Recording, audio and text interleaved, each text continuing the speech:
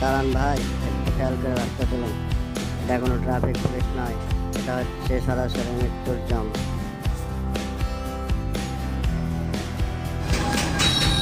যদি আপনি speed limit না মানেন তাহলে তো বুঝতেই পেরেছেন, লাইসেন্স না আপনার জীবনটাই বাতিল হয়ে যেতে পারে। 80-র বেশি গেলে উনি সোজা রাস্তা চালাবেন। এ হয় এখন শুধু রাস্তা না,